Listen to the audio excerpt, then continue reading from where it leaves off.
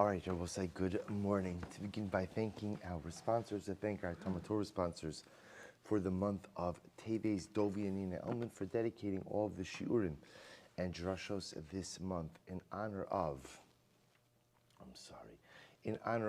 their daughter Ayelet becoming a Bas Mitzvah. We hope that in the merit of our Talmud Torah, Ayelet will continue to be an incredible source of nachos for her mishpacha in the years to come. So we'll say today's daf is Daf Lamed Zayin 37, and we are picking up B'Meretz Hashem on Lamed Vav Amud Beis. So we left off literally last line on 36b. The Gemara says as follows: Tan Rabbanon, Ein Ofen Pas Ava B'Yamtiv. You can't go ahead and bake thick bread on Pesach. I should say Pesach. So the Gemara says, Divrei Beis Shammai. These are the words of Beis Shammai. Top of Lamed Zayin. Beis Hillel matir. And Beis Hillel says it is permitted. The kama pasava. How thick is thick bread? So I'll say, so bepashtos, we're assuming now that the issue that the Gemara is discussing is one of if the dough itself is too thick, there could be a concern that there may be unbaked pockets. And unbaked pockets, of course, could potentially lead to an issue of chametz. That's what we're assuming for now. So machlok is Beis Shammai, Beis Hillel. Beis Shammai says you can't bake thick bread. Beis Hillel says you can bake thick bread. V'kama pasava. By the way, how thick is thick bread? Rav Huna tefach. Rav Huna says a tefach. Suppose I remember again. So we know that a tefach is about 3 inches. So that's not it's not an insignificant loaf of bread, thickness of a loaf. So you can't bake a loaf. That's a tefach. Shekin matzinu b'lechem aponim tefach. Now we'll say, so where do they grab the shear? Where does that come from? The shear of a tefach, because we find by the lechem aponim, the bread of the Beis Hamikdash, that the bread of the Beis Hamikdash was a tefach thick. So the Gemara says. So therefore, we'll say, if you take a look at Rashi. Rashi says over Shekin Matzino V'Lechem Aponim Shu Aser Lavo Chametz Kedamrinan B'Menachos Kalamincha Shetakrivu L'Rabos Lechem Aponim L'Chimutz Laz Hara V'Afilu Hachi Ovei Dafnosav Dahainu Lechem Shayu L'Ponim Bein Panim B'Chusim Etevach. So we'll say, remember, so what Rashi's pointing out over here is the Lechem Aponim was not Chametz. Lechem Aponim was not chametz. So Lechem Aponim was not chametz, but Lechem Aponim was also 1 tefach thick, or at least really the size that they're supposed to remember. Again, we know the Lechem Aponim, remember from our Menachos days, the Lechem Aponim was not just like a stam loaf. It had an interesting shape, almost like a U. So the thick parts of it were a tefach. So from here you see, Beis Hillel says that you can make a loaf of bread that is a tefach and thickness without it becoming chametz. But any more than a tefach, you run the risk of allowing it to become chametz. So maskif Rav Yosef. Rav Yosef says, come on, you can't go ahead and bring a raya from lechem aponim. I'll tell you why. Im amru bizrizin, your b'sheino's reason. So first of all, lechem aponim is made by kohanim. And as we established in yesterday's daf, Kohanim's Zrizin, there's a certain element of Zrizos. And even if you want to say that it's not by Kohanim, but it's in the Beis HaMikdash, there's a makam of Zrizos. So first of all, number one is being dealt with by Zrizin in a place of Zrizin. But again, it happens to be over here that halacha l'maisa, the lechem aponim is made by kohanim. So you have an exceptionally alacritous group of individuals who are overseeing the production of this bread.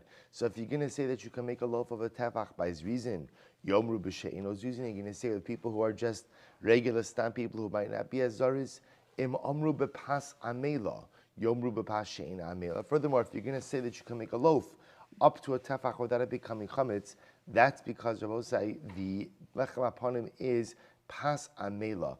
Now, pas amela means literally it's worked dough.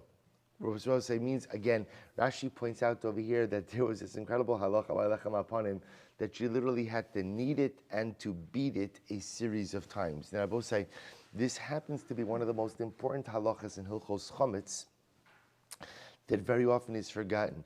We often assume that a dough becomes chametz if you have flour and water and remains together for 18 minutes. So that's incorrect. A dough only becomes chametz if it remains together for 18 minutes and is unworked. is unmanipulated, meaning dough only becomes chametz when no one is actively kneading the dough. Technically speaking, if you're kneading a dough for 3 hours, it does not become chametz. So therefore, the Gemara says over here by lechem apanim is what it was pas amila. Pas amila means the dough was constantly being kneaded. So because of that, that also prevented the chimotz process. Yomer b'pasha in amila. But I will say, if you try to go ahead and make a dough, that's ultimately, again, that is a tefach thick, but it's not amila, it's not constantly needed. Of course, it'll become chametz. Amru be'eitzim yeveshim. Furthermore, in the Beis Hamikdash, they only used dried wood, which means firewood that was very well dried out. Rashi says, eitzim yeveshim shayu mavin osa mi'imosa chama kidarmina betainis mechamisha sarba'a ve'ilech tashash kocho shel chama. Below how you carson eats in the ma'aracha. So this is very interesting. So in the Beis Hamikdash, they would stop gathering firewood as of Tu B'Av, because after Tu B'Av, the strength of the sun begins to weaken, and the wood doesn't burn as well. So in the Beis Hamikdash, they only used dried out firewood, which produced again a greater intensity of flame. Yomru be'etzim lachim, but outside of the Beis Hamikdash, people use moist wood. Moist wood, the fire doesn't burn as intensely, and therefore halacha l'maisa, you have a greater concern of chimutz. Im amru b'tanur cham, yomru b'tanur tzonein. Furthermore, in the Beis Hamikdash, the oven was already hot. Was always hot. Outside of the Beis Hamikdash, it takes the oven a little bit more time to heat. Well, as a general, when a person's turning their oven on and off, it takes the oven time to heat up. So say all the Gemara is pointing out over here is as follows. You're making it sound like, remember again, this is Rav Yosef. Rav Yosef is saying, you're making it sound like that it's no problem to create a loaf that is a tefach thick, but yet not chametz. All Rav Yosef is coming along to say is, it's not so pashut. The reason in the Beis Hamikdash they were able to do this was because they had all of these different ingredients, quote unquote, in place. That's what prevented a loaf that is a tefach thick from becoming chametz. But if you try this at home, your loaf is going to become chametz. Ib amru b'tanur shamatachas. In the Beis Hamikdash, they had a steel oven. Again, metal conducts heat in a certain way. You can't necessarily reproduce those same results in a home earthenware oven. So the Gemara says, therefore, Rav Yosef therefore says to Beis Hillel, don't take it as a davar pashut that just because in the Beis Hamikdash they made a loaf that was a tefach thick and not chametz, that you too could produce those same results outside of the Beis Hamikdash. Says the Gemara, Amrab Yirmiyah bar Abba, She'ilis es Rabbi biyichod umani Rab. So Rabbi Yirmiyah bar Abba said, one time I asked my Rebbe when the two of us were alone, who was his Rebbe? It was Rav. Ikadarmi, others say, Amrab Yirmiyah bar Abba, Amrav She'ilis es Rabbi biyichod uman Rabbeinu HaKadosh. Others say that I asked my Rebbe in private, and who was it? It was Rabbeinu HaKadosh, Rabbi Yehuda Nasi. My pas ava, what is this meaning of thick bread? Remember again, this whole brisa began with a discussion of machlokes Beis and Beis Hillel about baking thick bread on Pesach. So I asked my Rebbe one time, what's thick bread? And my Rebbe answered, pas meruba. Thick bread actually doesn't mean thick bread. Rather, thick bread actually means a lot of bread. Pas meruba, it means cooking a lot, or baking a lot of bread in the oven at once. Rashi says over here, pas meruba, harbe chararin biyachad, v'lav mishum chimotz nakit lei, u'bichararin dakin ka'ambar, mishum dekatarech tircha dehulot tzarech. So we'll say, listen to this. What was the discussion of Shammai Beis Hillel? They will say they're not talking about chametz loaves. They're talking about very small loaves, which ultimately, again, could remain non-chametz. So what was the shaila?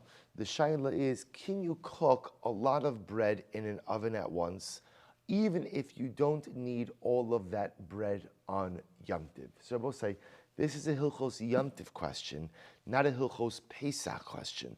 We know that on Yom Tiv, one is permitted to engage in Ochel Nefesh, food preparatory activities.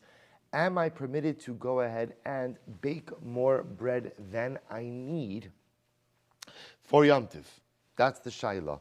So the Gemara says, so my karile pas ava. So ultimately, again, so why do they call pas meruba pas ava? In other words, if you really mean a lot of bread and you don't mean thick bread, why are you calling it thick bread?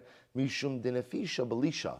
Because I will say what they used to do is when you were making many loaves, you wouldn't necessarily create a different batter, for each loaf, but rather again you'd make one huge batter and you'd separate out pieces of that and make each individual piece into its own loaf. The other possibility is that first wide line. In that particular locale, for this Tana, they call pas meruba pas ava. Fine, my time. So we'll say, so what's the issue? What's the issue with making a lot of bread on Yom Tiv? So we'll say, so it's very simple. The halacha v'chol nefesh says you can go ahead and you can make what you need for Yom Tiv. But we'll say, let's say again, I need 2 loaves over Yom Tiv. And now I want to fill up the oven with 10 loaves. That's what's called tircha yisera. That's called unnecessary exertion. And halacha l'maisa again, that should be prohibited on Yom Tiv itself. If that's the case, my irya b'Pesach, afilu b'Yom Tiv nami. If that's the case, then why is this a shaila being asked by Pesach? In other words, say it's a shaila by any Yom Tiv. In other words, we got thrown a little bit because the Brisa said, Eid ofen pas ava b'Pesach. So I don't understand if this is a Hilchos Yom Tiv question, and I both say it's a good kasha. This is a kasha, by the way, that comes up a lot of times on Yom Tiv, as we'll see in just a moment. Namely, halacha l'maisa, can I bake more bread than I need on Yom Tiv? But if it's a Yom Tiv shaila, why are you framing it on Pesach? To which the Gemara says, Enachinami, V'haitana b'Yom Tov shel Pesach koi. So we'll say, so the Gemara says, you're right. It didn't need to frame it by Pesach. I could have framed it by Yom Tiv. But the Tana happened to be dealing with this question on Pesach. So when the Brisa asks about can you do this on Pesach, you're right. It's not because it's a Hilchos Chametz question. It's a Hilchos Yom Tov question. But it was asked on the Yom Tov of Pesach. So the Gemara says, Brisa that supports us. Beis Shammai omrim in ofen pas ava b'Yom Tiv. Beis Shammai says you can't go ahead and cook, or I should say bake, thick bread, which we're defining as more bread than you need on Yom Tiv. Or Beis Hillel matirin. Beis Hillel says you are permitted to do so. So I will say, this happens to be a very interesting discussion. Let's go with what everybody agrees. Everyone agrees that halacha l'maisa on Yom Tiv, the license for ochel nefesh, allows you to cook what you need on Yom Tiv and no more. If that's the case, then if I only need 2 loaves of bread, how does Beis Hillel allow me to cook an oven full of bread? So Rabbi say there is a concept in halacha that there are certain items which, if they are cooked in greater quantity, go ahead and enhance the quality of everything being made. One of those examples is bread. It must have been with the way that they produced bread or they baked bread. But lamaisa, if I needed 2 loaves of bread, eina dome cooking or baking 2 loaves in an empty oven versus baking 2 loaves in a full oven. Because remember again, the way they used to bake their bread was they would take a dough, they would stick it against the side. So apparently, the less airspace there was in an oven, the better the quality of loaves. Beis Hillel holds that halacha l'maisa, you are allowed to bake more loaves on Yom Tiv, even though you don't need them. Why? Because the baking of the additional loaves will improve the quality of the loaves that you need. So we'll say in halacha, this is called ribui bashiurin, which is that once you're permitted to go ahead and cook something on Yom Tiv, you are permitted to go ahead and add on additional units, even though you don't need them, if those additional units will improve the quality of the food item you are going to use on Yom Tiv. So for example, we'll say, a good example of this is I think it's a good example of it, is like chicken soup. So if you're making chicken soup, so it's just, maybe it's just 2 people. It's just 2 people. So how much chicken do 2 people need in a chicken soup? 2 pieces of chicken?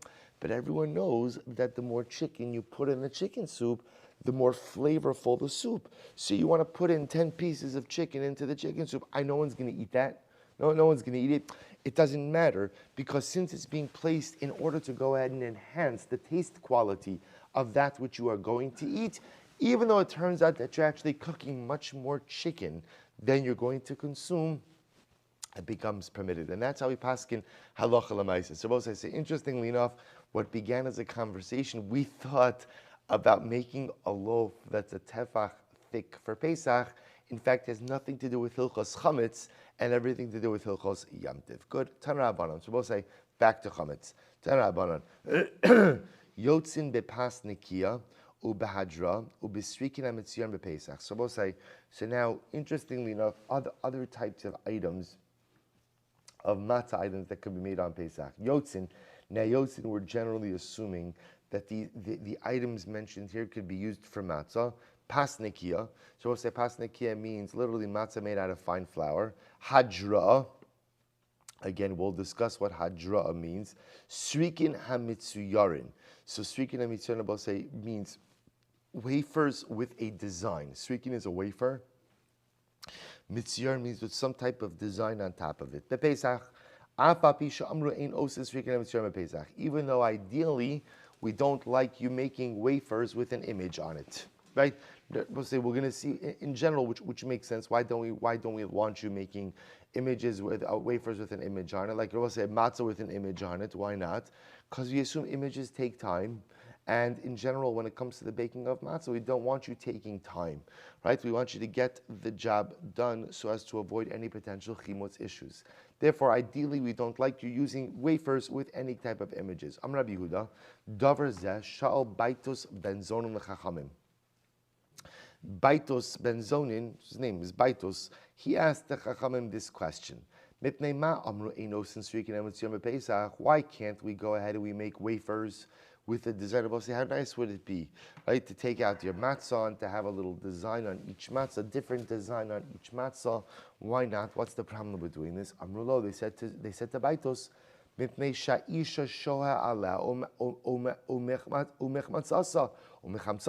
because what's going to happen? A woman's going to be designing her designed wafer. She's going to end up taking too much time designing the design, and it's going to become chametz. So Baitos says, come on. Amar lahem, efshar yasena b'defus v'ikva nekivon. So Baitos says, now that you think that's how we make designs? He says, I have a press. I have a press is the wrong word. I have what is it? Stamp. Thank you. I have a stamp. You don't think we think we fashion this by hand. You take a stamp, you put it in the dough, and ultimately, again, ta-da, you have your image. It takes 3 seconds.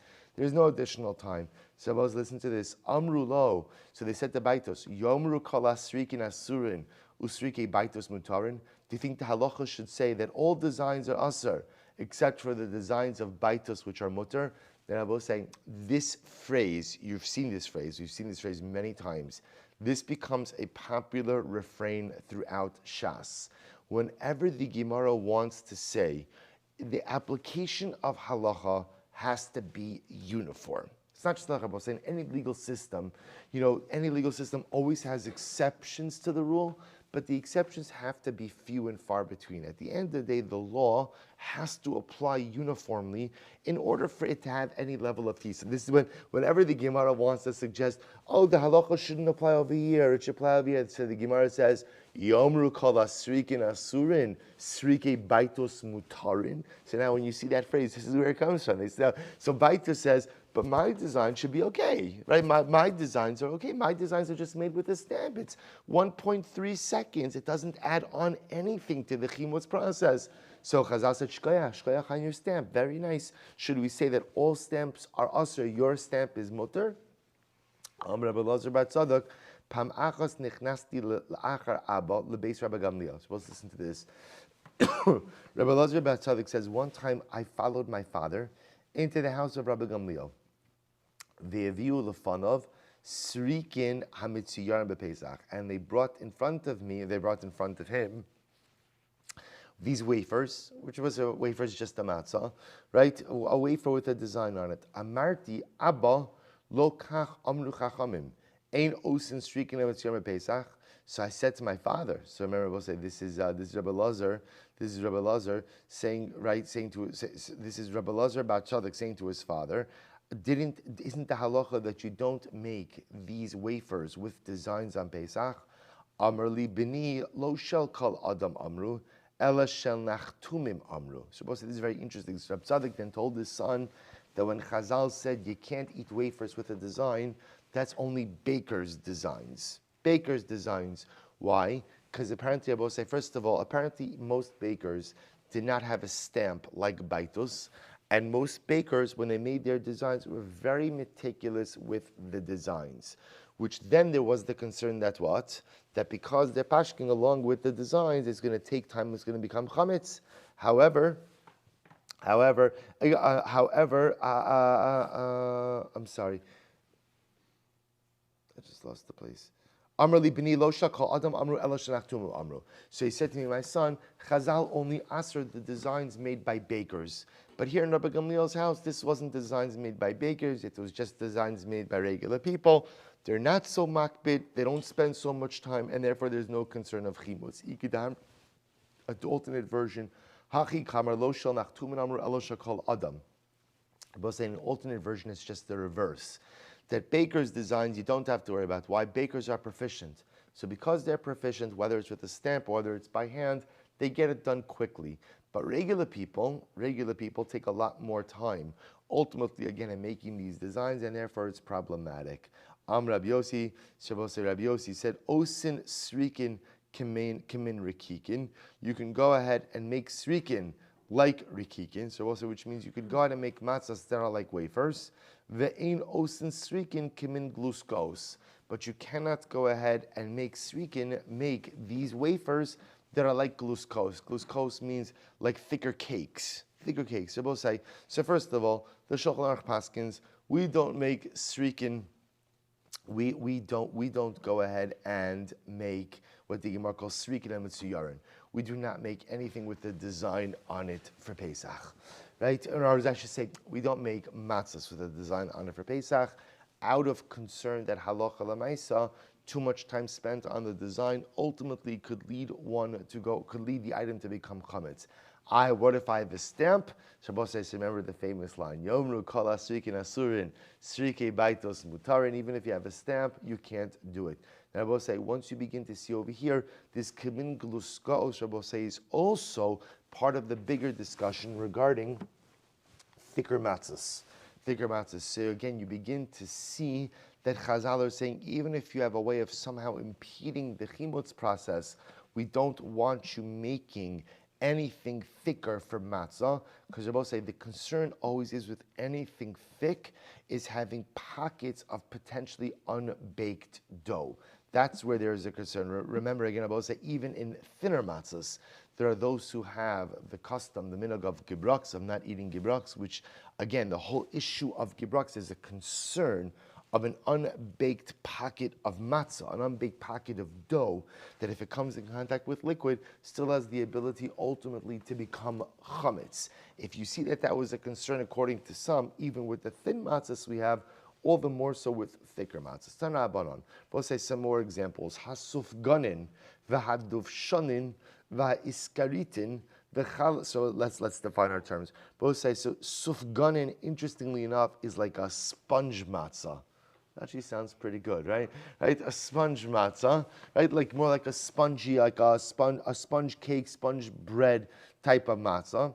Dufshanin, Rashi points out over here, is a type of matzah that is fried in honey. The iskaritin, Rashi says iskaritin is a wafer. Chalas hamasares. So we're going to see also chalas hamasares is also a type of fried bread. Vahameduma, and meduma. So we'll say meduma, Rashi says over here, it's a totally different example, is chulin shenafla truma l'sochan. Meduma is a mixture of chulin and truma. So we'll say we're transitioning over here for just a moment from the halachos of matzah, ultimately again to the halachos of challah.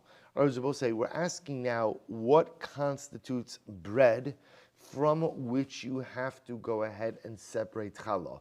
Now the truth is, they're very much sister concepts, because as we're going to see, in order for an item to be treated as matzah, during the year, it would have to go ahead and satisfy the criteria of lechem.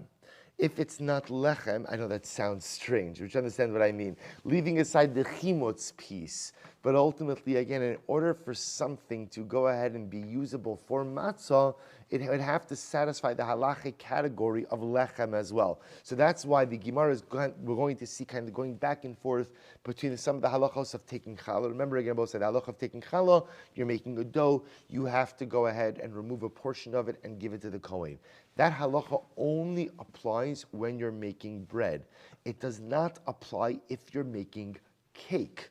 Well, sometimes the line between bread and cake is not always easily discernible. So the Gemara is going to go through a little bit of a sugi now, which is really very interesting, about what's bread, what's lechem, what's not lechem. So you have a bunch of examples of this. And all of these examples that the Gemara just brought, the sufkan and the dufshan and the skarit and the chalas hamasares and the meduma, Pitur min challah.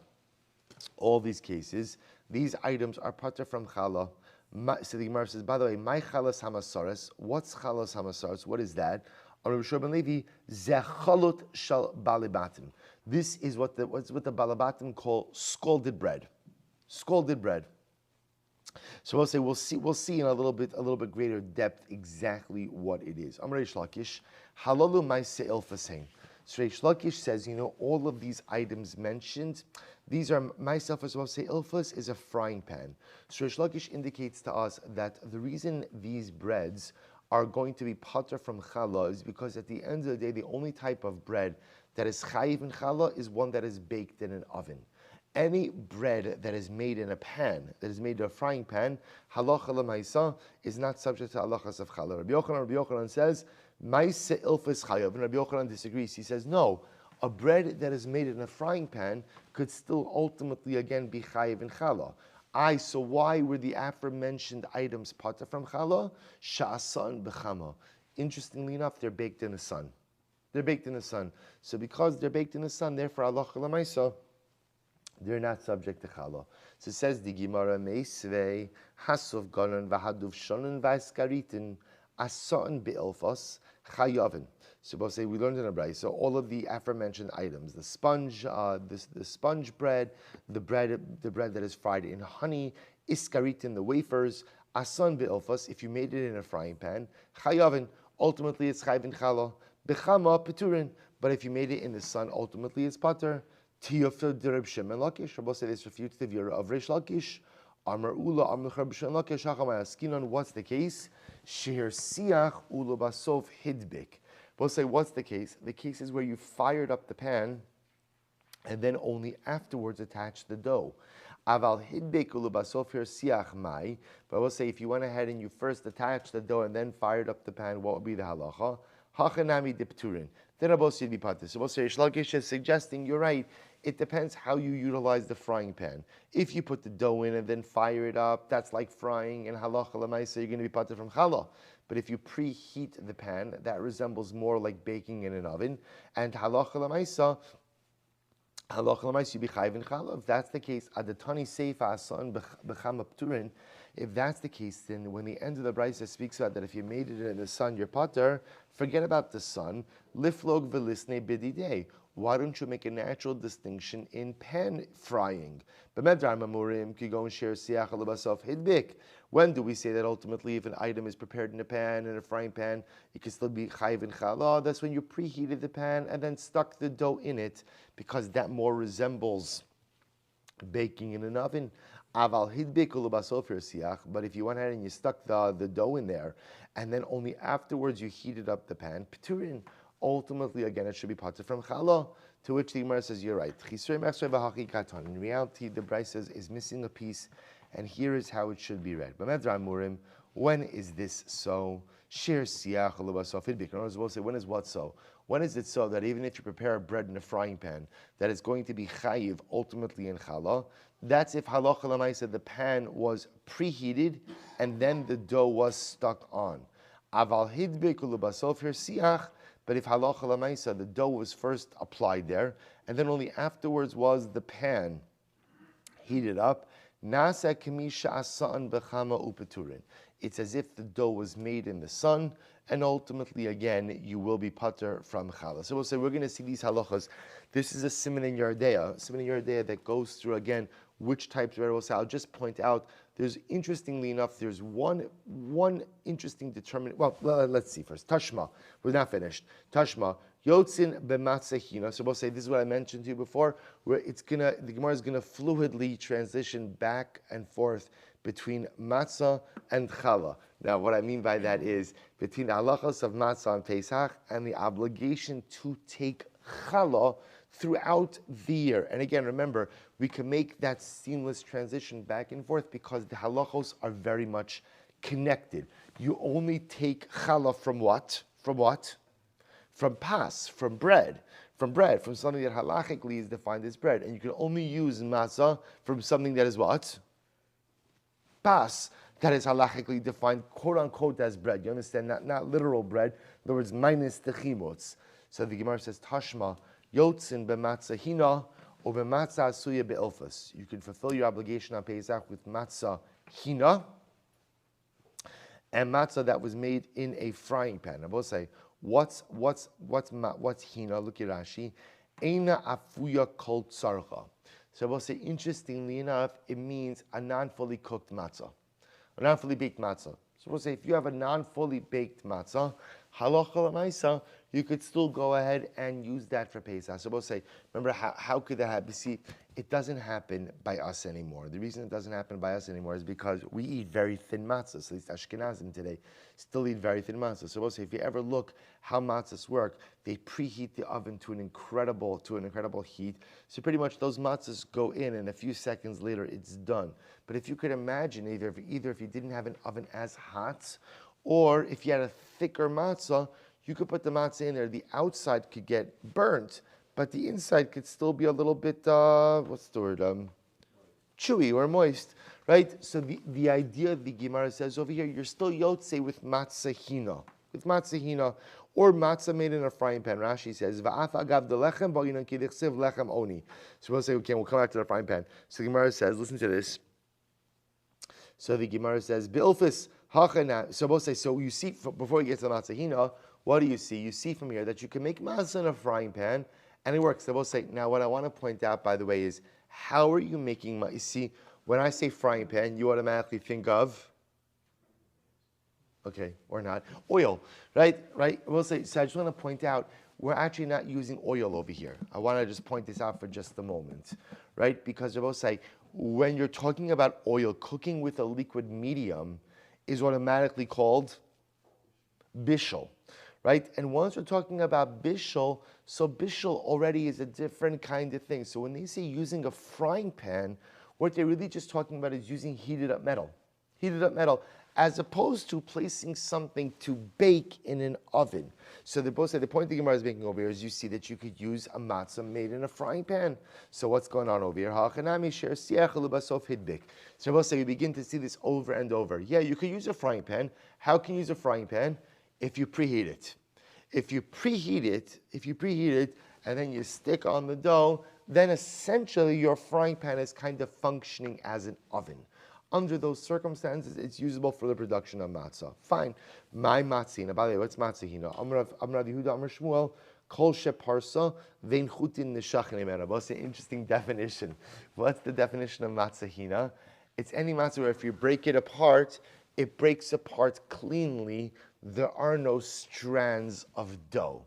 So it might be a little bit more chewy, or it might be a little bit more moist, but it makes a clean break when you break it. Masha'inkein, if you were to go ahead and break apart your matzah, it would be a good matzah commercial, right? You break apart the matzah, right, and the matzah comes apart, but the strands of dough are there. That would not be usable for matzah. So the Gemara says, "V'chin lachmi toda." Rava says, "V'chin lachmi toda." The halacha is the same thing by lachmi toda. I will say. So the toda loaves, halacha l'maisa.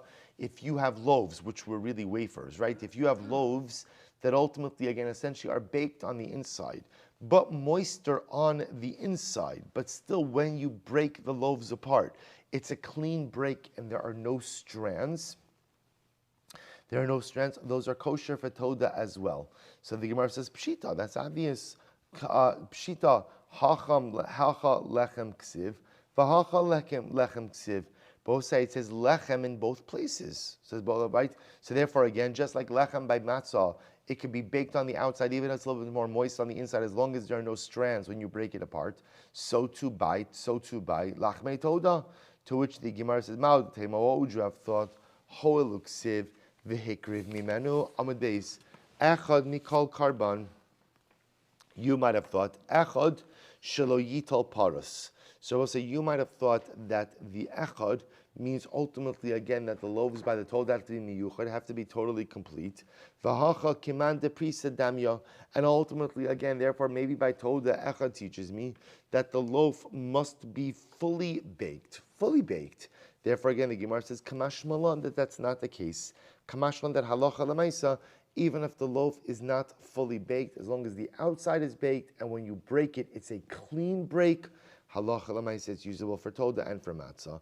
So meisvei, we raise a kasha, hameisa. What about hameisa? Beisham, we'll see what that means in just a moment. Hameisa, beishamai potrin, ubeisila mechaybin. So we'll say, so this meisa, beishamai says yepater, Beis Hillel says it's chayv. We'll say we're back now to challah. Back to challah. So Meisa Beis Shammai says it's pater from challah. Beis Hillel says it's chayiv in challah. So the Gemara says, what about hachlita? What about chalita? What about that? Beis Shammai chayiv and Beis Hillel potrin. Beis Shammai says it's chayiv in challah. Beis Hillel says it's pater. So Ezehu hameisa ve'ezehu hachalita. So we'll say what's meisa? What's chalita? So the Gemara says, "Meisa kemach sha'al gabe muglashin or muglashin." So meisa, the Gemara says, is when you go ahead and you pour flour over boiling water. So meisa is flour over boiling water. So in the case of the meisa, Beis Shammai says it's pater from challah. Beis Hillel says it's chayiv in challah. Hachlita mugloshin al gabe kemach, as opposed to chalita, which is pouring the boiling water on top of the flour. So we'll say, interestingly enough, it's the same thing. In other words, it's scalded flour. That's how you're making the bread. But the difference is in the process, right? The meisa, ultimately, again, I'm pouring the flour on top of the boiling water. And chalita is I'm pouring the boiling water on top of the flour. So this is the machlokes Beis Shammai and Beis Hillel. So it says the Gemara, Rabbi Shari Yossi on Rishum Aviv, Zev Zeh Liftar. Rabbi Shari Yossi says in both cases, both meisa and chaluta and meisa and chalita are both pater from challah. They're not considered to be regular bread. So the Gemara says, Va'amri la Zev Zeh L'chiyuv. Others say no, both ultimately again will be chayiv in challah. The Chum say echad zeh ve'echad zeh. So the Chum say it depends. Both of them asan be'ilfas pater. If you went ahead and you made it in a frying pan, it's going to be pater from challah. Betanor chayiv. But if you made it in an oven, you're going to be chayiv. V'tanakama maishna hamisa maishna chalita. According to the Tanakama, wherein lies the distinction between meisa and chalita? I understand the actual distinction, right? That meisa ultimately again is pouring the flour on top of the scalding water, and liisa, and chalita is vice versa, is the opposite. But what exactly is the halachic difference? In reality,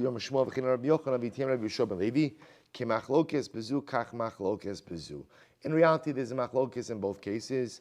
The Tavra, Misha Shana Zu, Lo Shana Zu. And obviously, again, whoever taught the first price did not teach the second one. Katani Mihas, V'chachamim Omrim Echad Zeh Ve'echad Zeh, Shason Be'olfas Pater, Betanor Chayiv. Rabbi say, either way, we come to the end of this discussion. The Chachamim say, whether Meisa or Liita, at the end of the day, if you went and you made it in a frying pan, you're going to be pater from challah. If you made it in a tanner, it'll be chayiv in challah. To yufta de Rabbi Yochanan. This would seem to refute the position of Rabbi Yochanan. Rabbi Yochanan will say, Rabbi Yochanan, Tanaihi. Rabbi Yochanan will say that in reality, it is a machlokes tanoim. The sanya, Yochol yehe meisa v'chaluta chayavin b'chala. You might have thought that meisa and chaluta should be chayav in chala. Talmud lomar lechem. Therefore, both side the Torah says lechem. Rabbi Huda Omer ein lechem ela afoy betanor.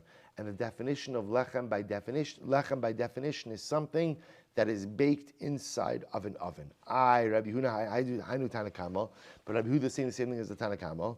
Elalav maise ilfas ika binahu. Rather, Rabbi said the point of contention of the nafkamina between their two opinions must be the use of a frying pan. Tanakama savar maise ilfas chayavin. Tanakama holds that halacha l'maise, again, the use of a frying pan ultimately again makes you chayiv in chala. Rabbi Huda savar maise ilfas p'turin, and Rabbi Huda holds that the use of a frying pan ultimately again exempts you from chala. To which the Gemara says, lo, tuchuli alma maise ilfas p'turin. Everyone will agree that the use of a frying pan ultimately exempts one from chala. V'hacha kigon shechazer v'afa b'tanar. We'll say, what's the case over here? The case over here is where halacha l'maisa, you made something in the frying pan, but then you subsequently baked it off. We'll say there's actually an interesting shaila in halacha. You made it in a frying pan, and you went ahead and you baked it off. Kamiflagi, the Tanakama savar, kevan shechazer v'afa b'tanor lechem karina bei.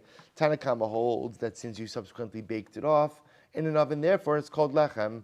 Rabbi Huda savar ein lechem ela afoy b'tanor meikara. And Rabbi Huda says, no, the definition of lechem is something which is baked in the oven from the beginning. V'cheivan de meikara lav b'tanor afye, as since you did not make this item in the oven from the beginning, lav lechemhu. Therefore, halacha l'maisa, it is not considered to be lechem. Very interesting. So we'll say, so first of all, you begin to see a number of different things here. So obviously the theme that keeps coming up over and over again is manner of cooking. Right? Remember again, that seems to be the great point of contention over here. Halacha l'maisa is something made in an oven versus something made, obviously everybody agrees if it's made in an oven, ultimately again it's going to go ahead and have the status of lechem. The shaila is if something is made in a frying pan. So we'll say, so just in the world of frying pans, here's what we've seen so far. We've seen halacha l'maisa, that maybe there's a distinction between preheating the pan, right, and then putting the dough in versus heating up the pan once the dough is already inside of it. Now we've seen another distinction about an item that is initially prepared in the pan, but then subsequently baked off in an oven. Does that have an impact on anything or not? So we'll see still. Amar Rava, my time Rabbi Huda, Dechsiv. So we'll say, what's Rabbi Huda's logic? Rabbi Huda holds that halacha l'maisa, the definition of lechem is that it's baked in an oven. If it's not baked in an oven, it doesn't matter. It might look like lechem, taste like lechem, feel like lechem, but if it's not baked in an oven, it's not lechem. So where does Rabbi Huda get this from? So we'll say, interestingly enough, va'afu eser noshim lachmechem betanur echad. So we'll say, interestingly enough, it's from the Tochecha, right? Which is very interesting. What does the pasuk say? Literally, 10 women will bake bread in one oven. One oven. So we'll say, leaving aside the actual content of the pasuk, the point over here is that when the Torah tries to describe extreme poverty, right, as is expressed ultimately in the Tochacha, the Torah describes it as multiple women using the same oven. So you see from here that by definition, bread to be lechem, you must be baked in an oven. Ha'afoy b'taner karoi lechem, v'she'ein afoy b'taner echad ein karoi lechem. Ultimately, again, that which is baked in an oven is called bread, but that which is not baked in an oven, ultimately, again, is not called bread. So we'll say, it's interesting. I just want to point out one thing that the Gemara here is not yet discussing, which in Yirtzeh Hashem will come up, although this is not really the primary sugi of challah, is the interesting discussion regarding batter. Batter, what the halacha calls belila ava versus belila raka, a thicker batter versus a more liquidy batter. That also has an impact. We'll see, again, hopefully we're going to get to some of the halacha in Yoreh De'ah, but we'll see that also potentially has an impact about whether or not something is called bread and therefore subject to challah. We'll discuss. Yosef Rabba v'Rav Yosef achari Rabbi Zera. So we'll say Rabba and Rav Yosef sat behind Rabbi Zera. V'yasiv Rabbi Zera kamei Ula. And Rabbi Zera was sitting in front of Ula. Amar luhu Rabba Rabbi Zera. So Rabbi said to Rabbi Zera, Boy minei Ula. Can you ask Ula the following shaila? Hidbik mi bifnim v'hersiach mi bachutz mahu. Supposed to listen to this interesting case. What happens? Hidbik mi bifnim. Supposed to we're back to our frying pan. What happens if you put a piece of dough inside of the frying pan, v'hersiach mi bachutz, and you lit the fire outside of the frying pan? Now both saying, now what's the image? What's the image here? It's just a regular use of a frying pan. I will say, how do you normally use a frying pan? You put an item in the interior of the pan, and the fire is on the quote-unquote exterior of the pan. So that's the case. I have a dough, I put a dough on the interior of the pan, I light a fire on the exterior of the pan. Mahu, what is the status of that dough that is made in the pan? Is that called bread or not? Amr lahu. Amrle, so I'll say, so ultimately again, so Rabbi Zera said back to, so Rabbi Zera said back to Rabbi Amrle, my Amale, what do you want me to ask Ula? Diaminale, because if I ask Ula this, Amrli, hi nihu maise ilfas. Ula is going to say to me, what kind of kasha is that? That's frying. That's use of a frying pan. In other words, how else do you use a frying pan? You put an item inside of the pan, you light the fire outside of the pan, and ultimately, again, that's how you cook. So if I ask Ula that, he's going to tell me, no, that's not lechem. That's called maise ilfas. That's called the product of a frying pan. Rabbi Yossi said to Rabbi Zera. Rabbi Yossi said to Rabbi Zera, fine. But we'll say this, the image is very good. Rabbi Zera is the one who's sitting right in front of Ula. So either out of deference or out of fear, no one else wants to ask their shilas to Ula. So the same time, Rabbi Zera, ask this. So right, they tell him to ask the first shilah. Rabbi Zera is not asking that. So fine. Rabbi Yossi says, Rabbi Zera, Boy mi name Ula, hidbik mi bifnim va'avuka knegdo mahu. Oh, ask him the following shilah. What happens if you put a dough inside of the frying pan, but instead of putting the fire underneath the pan, you put the fire over the pan? Over the pan. So we'll say, so what does that mean? You put the fire over the pan? So we'll say, if you can imagine, essentially, instead of using it as a frying pan, it essentially is what? You're converting it into what? Into like a broiler pan. Right, that's essentially what it is. The fire is on top, the pan is underneath. So what's the halacha if you go ahead and you make bread like that? Mahu. Amrale, so again Rabbi Zera said, my emale. What should I ask Ula? Di aminale, if I ask him this, he's going to say, Amrali, rov aniyim osinkein. This is how the majority of poor people, in fact, bake their bread. This is how the majority of poor people prepare. So if you look at Rashi, Rashi says, rov aniyim osin, Kol maise ilfas kain she'in lahem eitzim ubekachu memar lefo. So we'll say, interestingly enough, apparently broiling in general is considered to be the most expeditious form of cooking, because what you could do is you could achieve at least external results. Even if the inside is not fully cooked, it allows you essentially to sear whatever it is that you are preparing. So that's a normal way of cooking. So therefore, halacha l'maisa, again, Rabbi Zera was reticent to go ahead and ask Ula about the status of these things, because since this is the normal. So the first way he wasn't going to ask because that's just normal use of a frying pan. The second way he wasn't going to ask because halacha l'maisa, that's the way rov aniyim prepare, and ultimately, again, that would be a normative form of afiyah, of baking as well. So we'll stop over here. We'll Meretz Hashem pick up with the sugya of challah and matzah and Meretz Hashem tomorrow. Shkach Abosai.